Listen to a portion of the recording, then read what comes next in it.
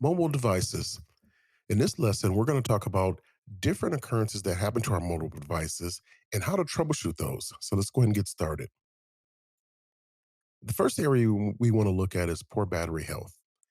There are things that can occur to our mobile devices that can cause the life of the battery to shorten. And some of these items that happen, we need to be aware of how they occur so we can rectify them before they occur so we can lengthen the life of our batteries. But first, let's look at some areas of our mobile devices that causes our batteries to drain faster than normal. The first one would be bad reception. Say, for instance, if you're in an area that has a weak wireless signal and your phone is always trying to find a good signal, that uses battery. So to rectify that, always be in an area where you have a good signal. Be aware of the areas that you don't have a good reception. And you may even want to turn that portion of your phone off, the wireless service, airplane mode. If you're not in an area where you know you're not going to have cellular coverage, use airplane mode to reduce the device trying to search for a signal when there is no signal. Also, you may want to disable unnecessary features, wireless or Bluetooth or GPS. If you know and you're in an area or in a situation where you're not going to use those services, go ahead and turn those services off so your phone is not constantly trying to reach those services or use those services when they're not available. That drains the battery. Also, you want to check for applications with high battery use. A lot of our phones, you can look at the applications and see how much of the battery they use. If you're not using those features, turn those off. Those are other areas that can help drain your battery as well. And we need to replace our aging batteries. And a lot of our mobile devices, we have the ability to switch out our batteries. Some of them are fixed or permanent in there, but we do have the ability to change out our batteries in other devices. So let's look at some areas where those batteries, the aging batteries, and the symptoms and the culprits. So as batteries get older, they're not able to hold a charge as much. And in some cases, they're not able to hold a charge at all. The battery life and health are considered poor at that point. A quick test you can perform if it's a laptop is try removing the battery and reinserting it. If it still won't charge, you may want to replace that battery. Another issue that small devices have is an extremely short battery life. For example, if a laptop battery only lasts for an hour or so after a full charge with normal usage, or if a mobile phone battery is only able to power a device for about 30 minutes after a long charge, they're examples of a shortened battery life. If it's a laptop, you can try to perform a battery calibration. Some laptop models have a calibration feature where you can calibrate that battery.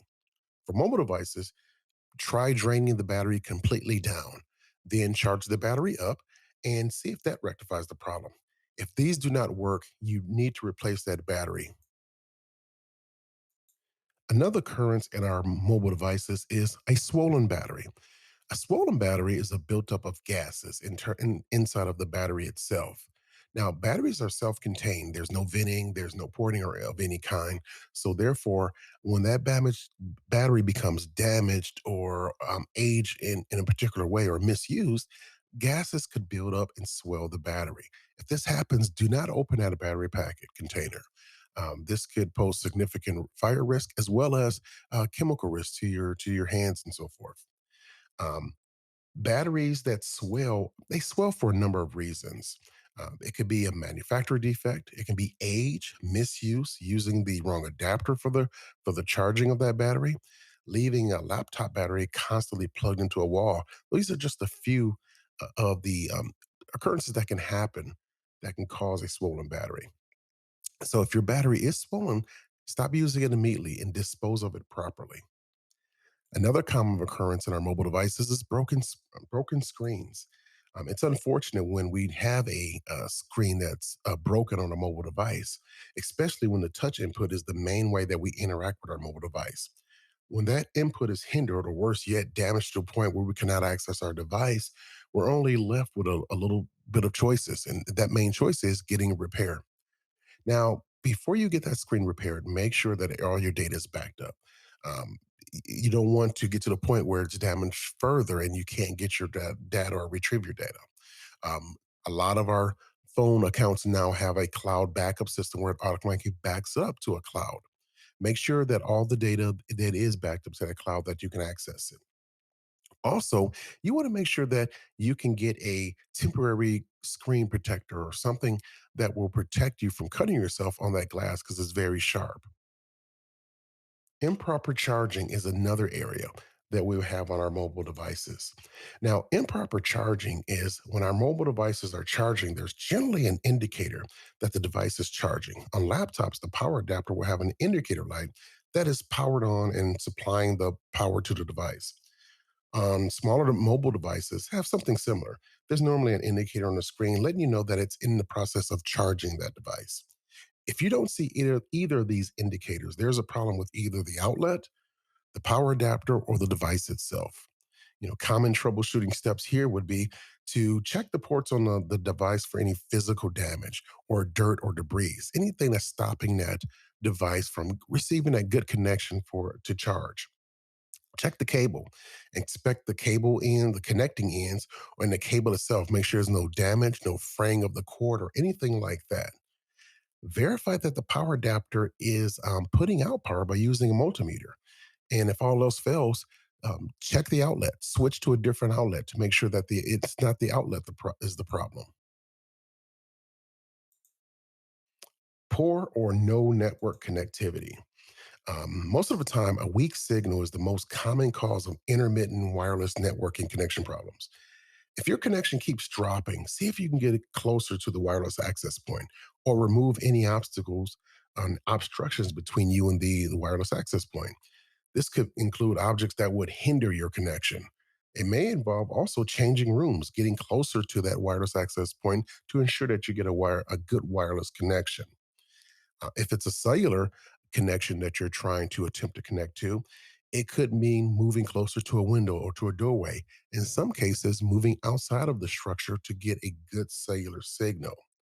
Failing network cards and connectivity devices are also cause intermittent wireless networking connection failures. If the wireless access point or whatever type of device you're connecting to, providing you that wireless service, is having issues, that can cause you to have intermittent wireless connection as well. Liquid damage. Sometimes it is inevitable that our mobile devices will be damaged by some point by water. If your mobile device has suffered water damage, first turn it off immediately. Remove the case or anything else that can be removed, such as a SIM card and possibly the battery if you have that type of model. Dry everything you can with a lint free cloth and let it air dry for at least 48 hours before you attempt turning that back on. You can try what's called the rice trick. This is basically putting your device into a sealed plastic bag with uncooked rice. Now, there's different schools of thought here, and some experts say it works, and some experts say it really doesn't work. Basically, the idea here is if your mobile device is in a bag, plastic bag with uncooked rice, the uncooked rice will draw the moisture out of your device, therefore drying it out faster. Again, there's different schools of thought here. Regardless, either way you choose, after 48 hours or enough time has passed to dry out that phone, turn the phone back on, power it back on. If that phone powers back on and working, great, you resolve your issue. If it doesn't power back on, you probably know what you need to do. That phone probably needs to be replaced. Mobile device overheating. Um, Overheating in our mobile devices sometimes is common, especially in hot weather or in areas where there's not a lot of airflow. If your mobile device is overheating, turn it off and let it cool down. Sometimes our mobile devices will shut off automatically if left out in the direct sun, depending on the type of phone that you have. Um, Also, overheating occurs because of overuse, or perhaps it didn't get have proper ventilation. If it's in an area that's stuffed in someone's pocket, purse, etc. On laptops, check to ensure that the cooling fans are working and there's not dust and debris into the venting areas. Also, check the application usage. Some apps use a lot of CPU that can cause your mobile device to overheat as well.